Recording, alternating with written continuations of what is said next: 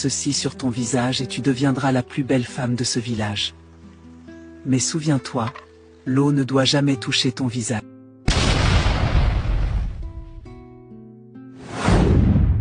Cette nuit-là, elle entra dans la grande maison de son mari, le cœur battant.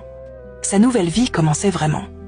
La maison était immense, aux murs peints, au sol brillant, éclairé de lumière douce. Les serviteurs se déplaçaient silencieusement. Tout sentait le luxe, savon, parfum, draps propres. Chef Nandori la traitait avec douceur et fierté. Après les célébrations, on la conduisit à la chambre.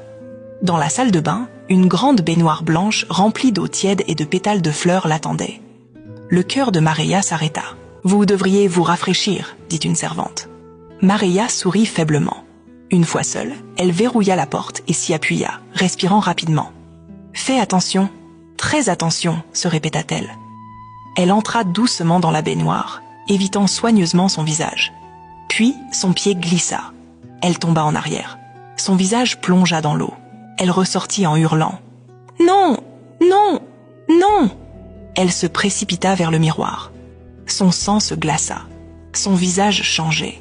La peau se fissurait comme une terre sèche. Les rides apparaissaient instantanément. Ses joues s'affaissaient. Ses yeux s'enfonçaient. Sa beauté fondait comme de la cire au feu. La porte s'ouvrit brusquement. Chef Nandori entra et recula en criant. « Ce n'est pas ma femme !»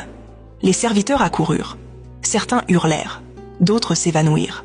Maria gisait sur le sol froid, tremblante, l'eau ruisselant de ses cheveux. « C'est moi », murmura-t-elle. « Je suis celle que vous avez épousée. » Elle raconta tout. Sa vie, les humiliations, Kalem, la rivière, la poudre, la peur constante. « Je voulais juste un moment de bonheur », pleura-t-elle. Le chef ferma les yeux. « Un mariage bâti sur un mensonge ne peut survivre », dit-il froidement. À l'aube, Maria quitta la maison. Personne ne la défendit. Elle marcha jusqu'à la rivière. « Ce n'est pas l'eau qui m'a détruite », murmura-t-elle. « C'est le mensonge. » Elle quitta Zangora. Dans une autre ville, elle recommença sa vie. Et pour la première fois, elle n'évita plus les miroirs.